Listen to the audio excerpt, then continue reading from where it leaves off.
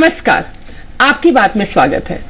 आज हमारे साथ है राजस्थान महिला आयोग की अध्यक्ष सुमन शर्मा। सुमन जी, स्वागत आपका।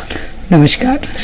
तो जी, दिल्ली महिला आयोग की अध्यक्ष आई स्वाति जी, और यहाँ आके बताया कि जी यहाँ पे तो हैरेसमेंट हो रही है माइनर यंग गर्ल की रिजॉर्ट में, तो क्या हमारे महिला आयोग को पहले ध्यान नहीं देना चाहिए? और उसके बाद क्या एक्शन लिया आपने, या ये पॉलिटिकली मोटिवेटेड गेम है?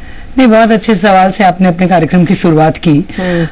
स्वाति जी मालीवाल दिल्ली महिला आयोग की चेयरपर्सन है, और वो किसी कार्यक्रम में यहाँ चौकी रानी आई थी एक रिसोर्ट में, और वहां उन्होंने कुछ देखा, लेकिन देखने के बाद क्या रिएक्शन हुआ, क्या एक्शन हुआ, ये नहीं जानती। 10 दिन के बाद वो दिल्ली पहुंचती हैं, और तब वो पुलिस को इन्फॉर्म करती हैं कि ऐसी, डीजीपी को, पुलिस को भी नहीं, डीजीपी को एक लेटर लिखती हैं, और वो बताती हैं कि ऐसी ऐसी घटनाएं बहुत ही गलत घटना है, ये होनी नहीं चाहिए, राजस्थान में ये हो रहा है, वो हो रहा है। तो जब मेरे को तो उन्होंने तब भी इन्फॉर्म नहीं किया, पर मेरी नजर में ये बात आई तो मैंने ही उनको चला के फोन किया, और मैंने बोला कि मैडम आप आई, बहुत अच्छी बात है, अगर आपने राजस्थान में ऐसा कुछ देखा तो आपको तुरंत वहां एक्शन लेना चाहिए था। एज अ चेयरपर्सन नहीं, एज अ ह्यूमन बीइंग भी, अगर हम किसी बच्चे को अब्यूज होते देखते हैं तो हमारी पहली जो कर्तव्य दायित्व होता है वो हम तुरंत एक्शन में आते हैं, उसमें चेयरपर्सन होने की भी जरूरत नहीं होती है। नहीं, लेकिन क्या आपने कभी खुद जाके देखा है उनकी बात में सत्य था या नहीं था? देखिए, तो नहीं, केवल राजनीति तो नहीं, यही तो मैं कह रही हूँ कि राजनीति इसमें नहीं थी, इसमें पब्लिसिटी स्टंट थी जो ऑलवेज करती रहती है। उनको तो वहां भी बहुत पब्लिसिटी मिल रही है, हमने आके खास क्या करनी? नहीं, वहां तो इतनी पब्लिसिटी मिल रही है कि रोज कितनी ज्यादा बलात्कार हो रही है दिल्ली में, कोई महिला सेफ नहीं है, वो खुद बहुत बड़े स्कैंडल में फंसी हुई है, ये सारी चीजें आपने देखी, तो पॉपुलैरिटी तो मिल रही है। बट मेरा ये कहना था कि राजस्थान में आप आई, अच्छा तो ये होता कि उसी समय वो उस बच्ची को उससे छुड़वाती जो आरोप लगा रही थी वो, और पुलिस स्टेशन को कॉल करती, पुलिस को बुलाती, मुझे कहीं या कहें या नहीं करें लेकिन कुछ करती। ये तो एक और अपराध हो गया हमसे, यदि मैं किसी स्टेट में जाऊं और मेरे सामने कोई चीज हो रहा है और मैं नजर फेर के अपने स्टेट में पहुंच के एक्शन लूं, तो ये तो मुझे खुद लगेगा कि मैं गिल्ट हो गई। अच्छा होता कि वो कुछ करती, लेकिन मैंने उसके बाद मैंने डीजीपी को खुद, मैंने भी उनसे बात की, और मैंने कहा कि हम लोगों ने से बात करी थी, आपने कहीं था कुछ ऐसा? नहीं, ऐसा बिल्कुल नहीं था। आप वंडर करेंगी कि वो तो एक, जैसे हम लोग के राजस्थान में एक कल्चर है कि कालबेलिया या फोक डांस वगैरह फैमिली के लोग करते रहते हैं, और पैसे वैसे हम लोग ऐसे घोर के देते हैं, ये कल्चर है। अब इस कल्चर से वो आहत हुई, तो मैं तो राजस्थान के कल्चर पे उनको क्या बताऊं, लेकिन उन लोगों ने खुद ने कहा कि हमारे साथ कुछ भी नहीं हुआ। तो उसके बाद फिर मैं क्या करती? जब परिवार राजी है, बच्चा राजी है, एंजॉय कर रहा है, संस्कृति का उसको नाम दिया जा रहा है कि हमारी संस्कृति में आप भी जानती हैं, मैं भी जानती हूँ, सब लोग जाते हैं, तो ऐसे रिसोर्ट्स में हम लोग देखते रहते हैं। एज सच वहां उन्होंने एडमिट नहीं किया कि ऐसा कुछ हुआ। सुमन जी, अभी आपने कहा कि भाई उन्होंने आके राजस्थान में चर्चा करी, और जबकि दिल्ली में रोज बलात्कार हो रहे हैं, तो जी ऐसी बात तो नहीं है कि भाई राजस्थान बड़ा सुरक्षित है महिलाओं के लिए? आंकड़े आपके भी सामने हैं, पिछले 3 साल की आपकी सरकार में क्राइम्स अगेंस्ट वुमेन में बढ़ोतरी हुई है। भाजपा के 3 साल, भाजपा के 3 साल बेमिसाल, ये नारा महिलाओं के लिए, ये भी हमें कह सकती हैं, परंतु मैं आपको बताते हुए एक जानकारी देना चाहूंगी। आप लोग सब लोग खबरों से बहुत अवगत रहते हैं, लेकिन अगर 2013 के रिकॉर्ड को आप देखेंगे तो हम एट्रोसिटीज ऑफ वुमेन में नंबर 2 पे थे, और आज के रिकॉर्ड को देखेंगे 2016 के, तो in total atrocities of women में हम नंबर 5 पे हैं। तो ये डिक्रीज है या इंक्रीज है, आप समझ सकती हैं। इसी आधार पे तो हम निकालेंगे ना कि कितना, हम ये नहीं, बहुत खुश नहीं है। हो सकता है ना कि ये शायद बाकी स्टेट्स में हमसे भी ज्यादा हो रही हो। अपन बात केवल राजस्थान की करें, आप मानेंगी केवल 2015 में 3644 बलात्कार हुए। बिल्कुल, बहुत शर्म की बात है कि उसमें से करीब 100 या तो बाप ने करे थे या भाई ने करे थे, करीब 200 जान पहचान में चाचा, ताऊ, मामा या किसी कजन ने करे थे, 800 माइनर थे, 13 ऐसे थे जो कि 1 से 6 साल की छोटी छोटी बच्चियों के साथ थे, 6 से 12 साल में 48 थे। कहाँ जा रहे हैं जी? महिला, लड़की, कन्या, बच्ची राजस्थान में सुरक्षित नहीं है। देखिए, एक बात अनीता जी, बहुत ही दुख के साथ कहना पड़ता है कि पिछले 4-5 सालों का हम ट्रेंड देखते हैं। मुझे भी बहुत आश्चर्य हुआ जब मैंने आयोग संभाला, और जो पेंडेंसी और ये सारी चीजें तो थी, लेकिन जब जमीन पे हम लोग उतरे और जिस प्रकार के क्राइम के रिकॉर्ड हमारे सामने आने लगे, वो बहुत चौंकाने वाले थे। अपराधी अपराध करें और टारगेट करें एडल्ट को, समझ में आता था।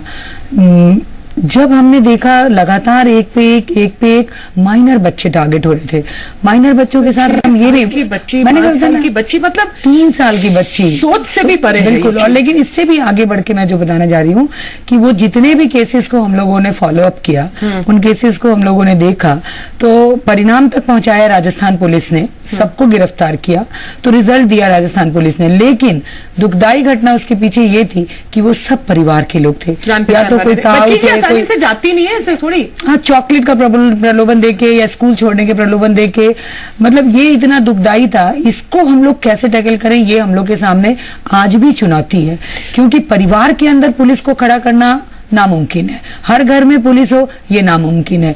तो मुझे जो एक लगता है कि हमारे सोशल पनिशमेंट तो मुमकिन है, इसीलिए सारे बाजार अगर ऐसा पनिशमेंट दी जाए, जल्दी दी जाए, तो मेरे ख्याल से जी कहीं ना कहीं तो एक डेटरेंट होगा। देखिए, इसीलिए मैंने ये कहा, अगर आपकी जानकारी में हो, मैंने लॉ मिनिस्टर को लेटर लिखा कि अब कानून में संशोधन की जरूरत है। हमारे देश में कानून का बहुत सम्मान होता है, हम सब लोग लोकतंत्र में जीते हैं। कानून हमारे हाथ कई बार बांध देते हैं, जैसे दिल आपका खोलता है वैसे हमारा भी खोलता है। उम्मीद तो ये उम्मीद हो रही है, रोज बहुत सारे केसेस हम लोग लिख भी पक जाते हैं जी, नहीं पक भी जाते हैं, और हम लोग कोशिश करते हैं कि अब बदलाव हो, क्योंकि जब तक आप नजीर नहीं पेश करेंगे तब तक डर नहीं होगा। लेकिन देखिए, चले ये बलात्कार की बात रही, 13,000 डॉरी डेथ्स, आपके 3 साल का रिकॉर्ड बता रही हूं मैं आपको, 13,000 किडनैपिंग्स और 15,000 जिसको हम लोग बड़े ही हल्के में कह देते हैं ईव टीजिंग, छेड़छाड़। लेकिन हम जानते हैं बहुत अच्छे से कि जब भी एक बेटी, एक औरत कहीं कामकाज से निकलती है और राह चलते कोई भी उसकी डिग्निटी पर कोई कमेंट पास करता है या हाथ लगाता है, तो वो उसके ऊपर क्या गुजरती है, रातों की नींद हराम हो जाती है। तो कुछ यूपी की तरह एंटी रोमियो स्क्वाड, नहीं, वही ये खबर बहुत हम सब लोगों को भी बहुत अच्छा लगा जब यूपी के चीफ मिनिस्टर ने घोषणा की कि हमारे स्टेट में ये हम बनाएंगे एंटी रोमियो स्क्वाड। तो मैं उम्मीद करती हूँ कि राजस्थान में भी बनेगा, लेकिन राजस्थान लेकिन आपका कार्य ये भी है ना कि भी प्रपोजल आप दें, तो क्या हम ये आपसे जानना चाहेंगे सुमन शर्मा जी कि क्या महिला आयोग ने माननीय मुख्यमंत्री साहिबा को ये प्रपोजल दिया कि राजस्थान में भी एंटी रोमियो स्क्वाड की जरूरत है? हम जानेंगे सुमन शर्मा जी से ब्रेक के बाद।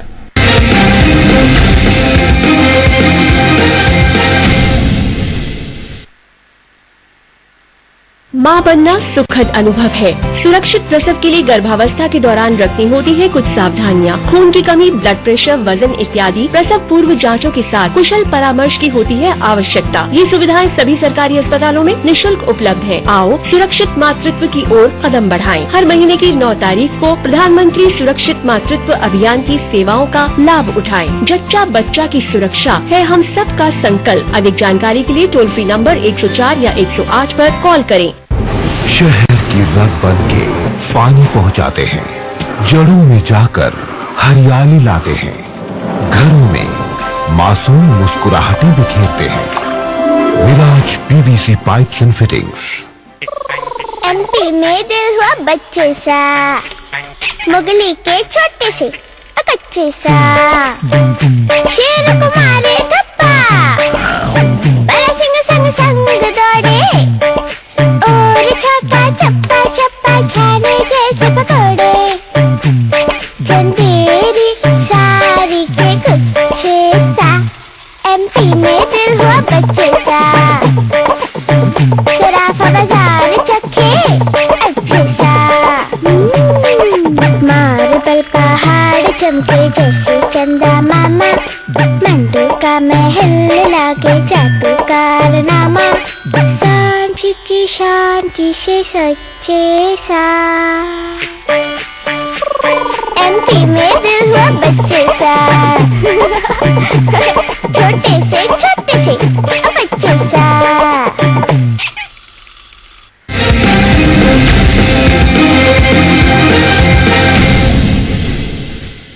ब्रेक के बाद आप सभी का स्वागत है। जब राह चलते बेटियों को छेड़ा जाता है तो ये जी सत्य है कि जब घर जाके अगर लड़की बोलती है कि मेरे को फलां जगह दिकड़े ने छेड़ा, तो माँ बाप सबसे पहले कहते हैं वहां क्यों गई थी, रास्ता बदल ले, कल से भाई तेरे साथ जाएगा। एंटी रोमियो स्क्वाड की जरूरत है राजस्थान में, क्योंकि ये तो देखिए अपन ने आकलन कर लिया कि सुरक्षित तो नहीं है, ना बेटियां ना महिलाएं राजस्थान में सुरक्षित नहीं है। देखिए, एक बात स्पष्ट करना चाहूंगी अनीता जी, देखिए इसमें कई चीजें हैं, अपने को देखना पड़ेगा कि अगर एफआईआर दर्ज हो रही है, बेटियां थाने तक पहुंच रही हैं, तो अवेयरनेस तो स्टार्ट हो गया है। अब ये नहीं होगा कि हमें कोई छेड़ दे और हम चुपचाप अपने रास्ते बदलने या सर झुका के निकल जाएंगे। राजस्थान की बेटियां अब ये स्वीकार नहीं करती हैं, और मुझे बताते हुए बहुत खुशी है जो आपने आंकड़े बताए। उन आंकड़ों में अगर किसी ने थोड़ा सा ईव टीजिंग किया या बस में डिस्टर्ब किया या अनवांटेड कॉल किए, तो ये एफआईआर के आंकड़े तो बताते हैं 16,000 या 17,000। तो ये भी बताते हैं एक तरफ, एक चेहरा ये भी है कि लड़कियां अब अत्याचार सहती नहीं है, आवाज उठाती हैं, तो ये एक अच्छी बात है। Anti Romeo squad as such मुझे राजस्थान में अभी इतनी जरूरत नहीं लगती। लड़कियां यूपी इसलिए कह सकती हूँ कि वहां थोड़ी सी अभी जो एक सोशल सेटअप है, अवेयरनेस की वहां कमी है। राजस्थान में लोग बहुत अवेयर हो रहे हैं। मैं ग्रामीण क्षेत्र का एग्जाम्पल देना चाहूंगी आपको, आप खुद चकित हो जाएंगी कि अब वो दिन नहीं है कि माँ बाप भी बेटी को घर में बिठा दे, अगर किसी ने रास्ते में छेड़ा ना, वो लोग भी खुल के साथ आते हैं। एक केस नहीं, कई केस के एग्जाम्पल्स आपको दूंगी जहां आप लोगों ने भी देखा होगा। मुझे लगता है इसका बहुत फायदा होगा, क्योंकि जब तक हम ये जो एक गिल्ट है ना, वो विक्टिम की नहीं होनी चाहिए जी। नहीं, हमने 354 जो एक धारा निर्भया के बाद इस देश में बहुत स्ट्रांगली सुप्रीम कोर्ट के द्वारा हमारे कानून में कन्वर्ट हुआ था।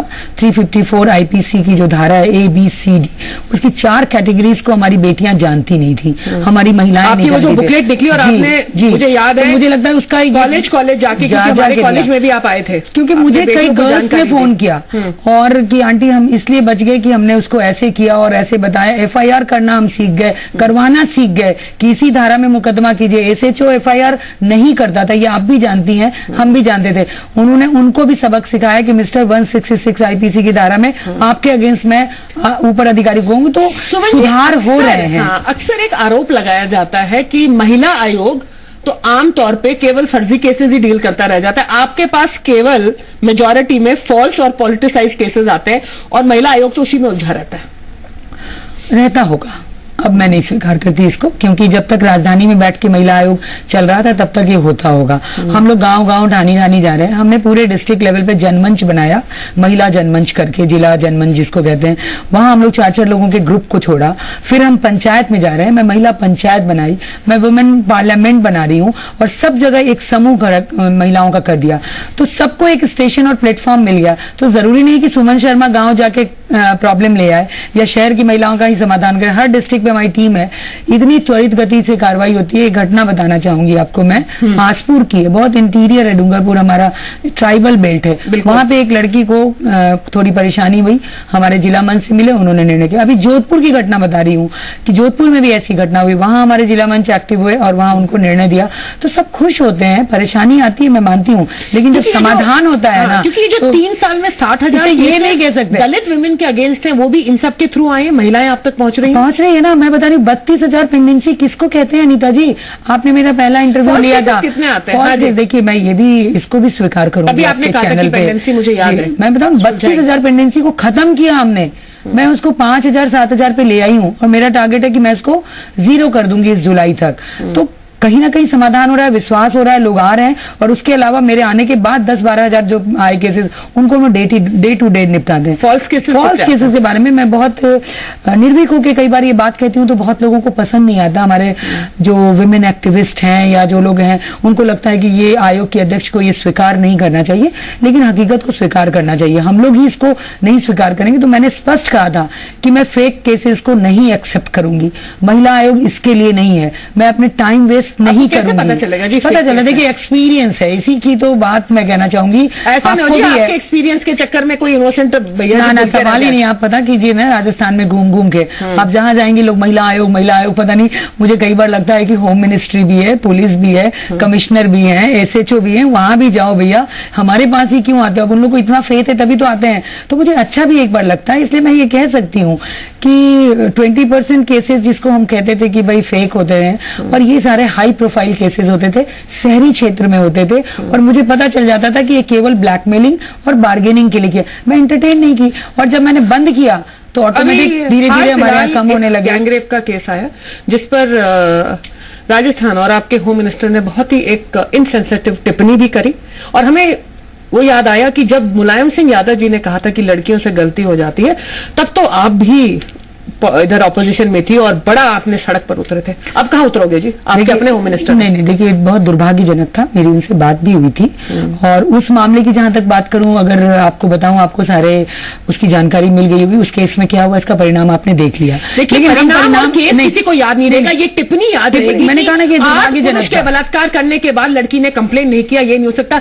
ये टिप्पणी को याद रहेगी, कंटेक्स्ट नहीं याद रहता। मैडम बिल्कुल बात सही की, इसलिए हमने आपत्ति की थी। हमारे होम मिनिस्टर ने, इसका मतलब ये नहीं है कि हमने लाइसेंस दे दिया कि आप कुछ भी बोले। हमारी बात हुई थी उनसे, हमने कहा था ये कहना नहीं था, तो उनका अपना स्पष्टीकरण था, ये उचित नहीं है। सभी पॉलिटिशियन के लिए मैं कहना चाहूंगी, या जो भी इस फील्ड में, सोशल फील्ड में, महिलाओं को लेकर सेंसिटिव होना चाहिए, बयान में संतुलन होना चाहिए, बात को रखनी है, सच्ची बात कहनी भी है, निर्भीकता भी दिखानी, लेकिन उसके तरीके होते हैं। हमने भी टैकल किया था उस केस को, हमने अपने तरीके से टैकल किया। हमें डे 1 ही डाउट हो गया था कि इसमें कहीं ना कहीं कुछ गड़बड़ है, लेकिन हमने पूरी जांच की, सारी रिपोर्ट्स लिए, फैक्ट्स आने के बाद ही हमने स्टेटमेंट जारी किए। और ये बहुत जरूरी है, ये बहुत एक मैच्योरिटी होनी चाहिए, बहुत जल्दी मीडिया के सामने और सोशल मीडिया पर नहीं आके बोलना चाहिए। सुमन जी, एक जो हमारी महिलाओं की स्थिति का कटु सत्य है वो ये है कि महिला बाद में है, पहले महिला ब्राह्मण है, गुज्जर है, दलित है, अमीर है, गरीब है, मुस्लिम है, सिख है और जैनी है, और उसके बाद वो महिला है। इसलिए महिला जब एकजुट भी खड़ी होकर होती है तो वो कभी एकजुट नहीं होती है, और शायद यही कारण है कि महिला आयोग की अध्यक्ष होने के नाते आज आप अपना जो एक बहुत बड़ा आपका ध्यान मेरी मुस्लिम बहनों की तरफ होना चाहिए, उस तरफ नहीं जा रहा है। शायद ये राजनीतिकरण से आप अभी झिझक रही हैं, या आपको लग रहा है ये धार्मिक मुद्दा ना बन जाए। आखिर क्या बात है कि राजस्थान का महिला आयोग मेरी मुस्लिम बहनों के लिए आवाज उठाकर सड़क पर नहीं उतरा है अभी तक? ब्रेक के बाद हम अभी वापस आते हैं, आप लोग देख रहे हैं आपकी बात।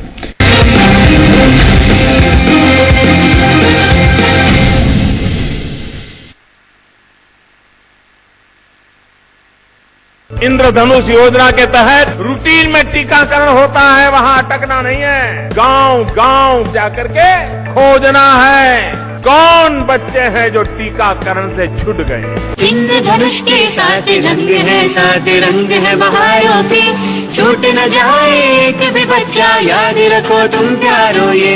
आप भी अपने बच्चों को टीकाकरण केंद्र पर ले जाकर टीका दिलवाना ना भूलें। जानलेवा बीमारियों से बच्चों को बचाएं, संपूर्ण टीकाकरण अवश्य करवाएं। रूप मंत्रा फेस क्रीम में है 12 खास आयुर्वेदिक जड़ी बूटियाँ जो स्किन में अब्सॉर्ब होकर उसे अंदर से निखार देती है, ताकि फेस रहे ब्राइट और स्किन भी हो टाइट।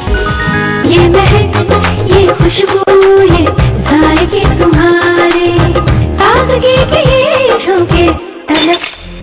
अच्छी वाली लाओ। विराज गोल्ड टी, अच्छी वाली चाय।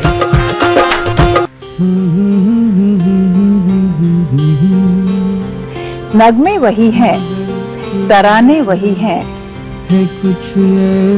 आपकी होस्ट भी वही है, बस चैनल बदल गया है। देखिए आपका पसंदीदा शो भूली बिसरी यादें मेरे यानी रेणु सिंह के साथ सिर्फ वी राजस्थान न्यूज पर।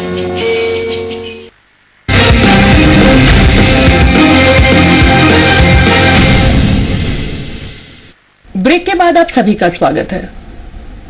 जब हम लोग बहनों की बात करते हैं तो क्या हम अपने बहनों को इस नजरिए से देखेंगे कि ये मेरी बहन हिंदू है या मुस्लिम है, सिख है या ईसाई है, ये मेरी बहन दलित है, गुजर है, राजपूत है या ब्राह्मण है? आप क्या कर रही हैं? नहीं, आपने ये सवाल बिल्कुल स्वाभाविक है, जो चलता है सभी पॉलिटिकल पार्टी हो या जो लोग हो। हमने बहुत, जब जमीन पे हम लोग काम कर रहे थे तब भी हमने आवाज उठाई थी, तो 2004 ने हमें परिणाम भी दिया था। मैं आपको याद दिलाना चाहूंगी अनीता जी, हमने कहा कि हम वोट बैंक नहीं है और ना हमें वोट बैंक बनना है। हमारी जाति दो ही है राजस्थान में, एक महिला जाति और एक पुरुष जाति, और इसी का परिणाम हुआ था 2004 में। राजस्थान का हिस्टोरिक डिसीजन महिलाओं ने लिया था और उन्होंने 62.5% पोल किया था। जिस राज्य में महिलाएं इतना पोल भी नहीं करती थी, तो एक परिवर्तन शुरू हुआ था। और आपने मुझे बहुत गंभीर आरोप लगाए, उसका मैं जवाब देना चाहूंगी कि आपने कहा कि मैंने आपको सड़क पर नहीं देखा इसलिए पूछ रही हूं। नहीं, मैं इसीलिए जानकारी दे रही हूँ, आप मेरे इन खबरों से बेखबर थी। मैं आपको आयोग के बारे में दे रही हूँ कि आपने हमारी मुस्लिम बहनों के लिए क्या किया। मैं जवाब देना चाहती हूँ कि मुझे ना कोई धर्म बांध सकता, ना मुझे कोई संस्था बांध सकती।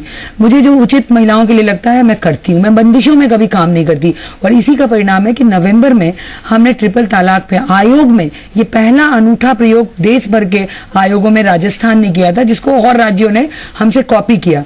हमने ट्रिपल तलाक पे एक सेमिनार किया और उनमें काजी को बुलाया, उन सारी बहनों को बुलाया जो विमेन एक्टिविस्ट है उनको बुलाया और उनकी बातें, उसमें एडवोकेट को बुलाया और सबकी बात हमने सुनी।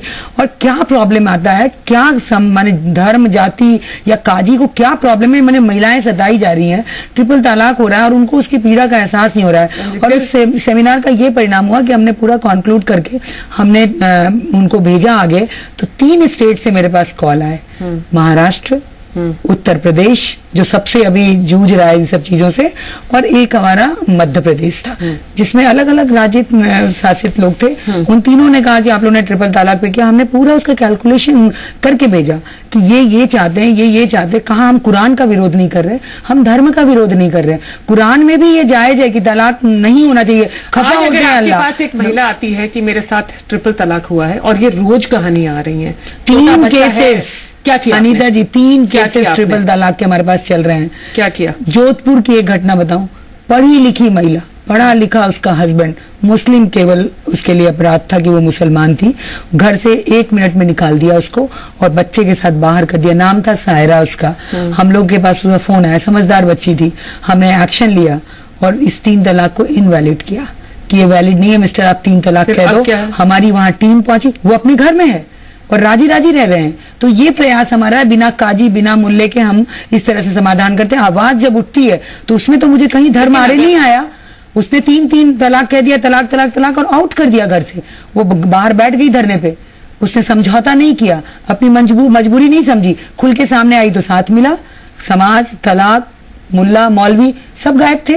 एक और चीज आपके सामने, और अक्सर आ रहे होंगे जी ये केस जो कि अब देखने में मिल रहे हैं, और इसमें हम लोग कह तो देते हैं कि जी मुसलमान एक शौहर होता है और 4-4 बीवियां रख लेता है।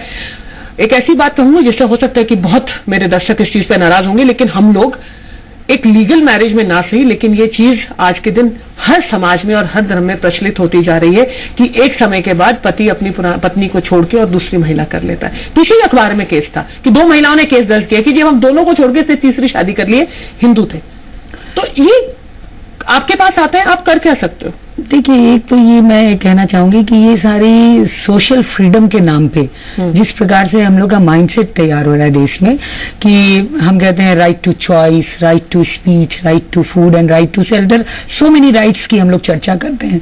तो इस राइट्स के आधार पे भी लड़कियां भी कई सोचती कि भाई वाह हम ठीक है, 1 नहीं, 2 नहीं, 3 नहीं, जेंट्स भी सोचते हैं, हिंदू मुसलमान के दायरे भी टूटते हैं कि मुसलमान 4 लाते हैं तो हम क्यों नहीं लाए। और इसमें सिर्फ मर्द को ही मैं दोषी नहीं मानती, कई महिलाएं भी ऐसा करती हैं कि ठीक है नहीं बनता तो हम दूसरे से तीसरे से, वाह हम 7 जन्म, कहाँ हम बात करते थे कि 7 जन्म का हमारा बंधन है जो हमारी हिंदुस्तान और ये सारी बातें होती। लेकिन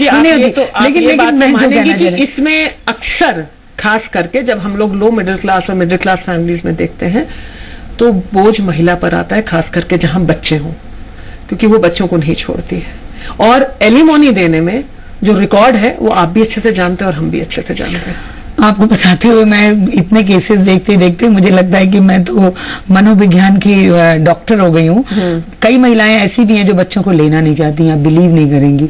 हमारे पास चूंकि हम आयोग में कोर्ट के अधूरे से भूमिका में कोर्ट के होते हैं, पूरी भूमिका नहीं रहती कोर्ट की, लेकिन हम लोग डिसाइड करते हैं तो लोग मानते भी हैं। तो कई ऐसी फैमिली भी आती है जो लड़की होती है वो अपने बच्चों को एक्सेप्ट नहीं करती है और कहती है कि मेरी जिम्मेदारी, मेरी लाइफ आपने खराब की है, उसकी कीमत या जो भी एलिमनी जिसको कहते हैं अपन, वो सारी चीजें होती है। तो ये कहना कि सारा बोझ महिलाओं पे आ जाता है, मेरे पास कई केसेस ऐसे हैं जिसमें कई बेचारे पुरुष भी मारे जाते हैं। आयोग के अध्यक्ष होने के नाते मुझे ये बात नहीं करनी चाहिए कि समाज अनलेवल हो रहा है, एक सामाजिक समस्या बनकर बन के पतन की ओर जा रहे हैं। आप मुझे बताइए सुमन जी कि आपने ये कई वर्कशॉप्स ली गर्ल्स कॉलेजेस में, इंस्टीट्यूशंस में जाके, जहां पे आपने लड़कियों को सचेत किया। क्या महिला आयोग की आप ये जिम्मेवारी मानते हैं कि एक महिला आयोग के अध्यक्ष होने के नाते आप जाके पुरुषों से भी और लड़कों से भी बात करें कि एक जो महिला की, एक जो लड़की की स्पेस है उसको वो क्या है और उसको आप कैसे रिस्पेक्ट कर सकते हैं?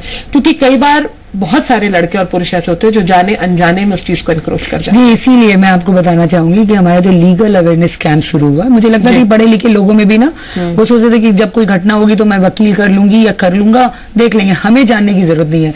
तो हमने जो लीगल कैंप चलाया उसमें मैंने लड़के लड़की दोनों को लिया, हमने अलग नहीं किया। कॉलेजेस में गए, लड़कों को भी साथ लाए, क्योंकि उनको भी पता होना चाहिए कि लाइट मूड में अगर किसी को आप ब्लैंक कॉल करते हो तो उसकी सजा क्या हो, जाने अनजाने में कर देते हैं। तो ये सारी चीजें दोनों को अवेयर करने की जरूरत है। उससे भी ज्यादा जो मैं कर रही हूँ अभी, जो हमारी वर्किंग मदर हैं, उनमें क्या है कि कैरियर ओरिएंटेड होने के कारण फैमिली में जो वैल्यूएबल टाइम देना चाहिए वो बच्चों को नहीं दे पाते। तो और देते भी है ना तो बेटियों पे थोड़ा फोकस होती है, बेटे को अनफोकस करके कि ये तो आप भी अपने आप लड़का अपने आप, तो वो बहुत जरूरी था। तो हम लोगों ने ये भी कैंप, और आपको जान के और भी खुशी होगी कि हम लोगों ने एक प्री मैरिज काउंसलिंग भी शुरू की है कि हमारे पास शादी के 9 महीने 10 महीने में टूटते रिश्ते आए, तो हमने कहा ये भी हम करेंगे। आयोग का ये कहीं लिखा नहीं था हमारे एक्ट में कि आपको ये काम करना है, पर मुझे लगा ऐसा तो नहीं हो सुमन जी कि आप ये प्री मैरिज और ये काउंसलिंग के चक्कर में महिला आयोग के जो कार्य है वो भूल रही है? नहीं, वो तो देखिए कर ही चलते चल ही मेरा आखिरी प्रश्न, लेकिन मुझे समाज की जो बातें हो रही है ना उसके लिए मुझे लगा कि ये जरूरी है। मैं टूटने के बाद इलाज करूं, क्या मतलब है? टूटने के पहले ही कर दूं कि टूटे नहीं, घर बना रहे। और मैं महिला आयोग की इसीलिए कहती हूँ अनीता जी कि महिला आयोग नहीं है, ये परिवार आयोग है, और मेरी पूरी भूमिका इसको परिवार आयोग। तो वैसे आपके ऊपर यही आलोचना है और यही आरोप खुशी होती है, मुझे खुशी होती है, मुझे लगता है कि मैं अपने कार्य में सफल हो रही हूँ। चलते चलते मेरा आखिरी प्रश्न आपसे, 2017 में एक ऐसा कार्य जो आप शुरू करेंगे और उसको इसी टाइम पे उसका रिजल्ट देंगे इसी साल में, एक कार्य महिला आयोग के द्वारा। देखिए मेरी इच्छा तो यही है कि लड़कियां बोलना सीख जाएं, दबंग हो, अपने जो शॉर्टकट वाली प्रणाली को खत्म करके क्या सही है और क्या गलत है इसको समझने लगे। बाकी पेंडेंसी और ये सब लीगल काम की बात नहीं करती। मैं ऐसा राजस्थान चाहती हूँ जहाँ लड़की स्वतंत्र होके अपने डिसीजन ले सके, निर्णय कर सके और सही राह पे हो। यही चाहती हूँ और इसी कोशिश में लगी हूँ। और अच्छा लगता है मुझे जब यंग गर्ल्स मिलती हैं और वो खुल के बात करती हैं और साथ में एक कंडीशन भी देती है उन लोगों को कि अपनी संस्कृति के साथ आगे बढ़े। चलिए जी, आपका बहुत बहुत शुक्रिया। संस्कृति की डेफिनेशन में अब मैं नहीं पढ़ूंगी, समय हो चला है। तो ये था आपकी बात सुमन शर्मा के साथ। मैं जल्दी होंगी आपके बीच, तब तक जय हिंद।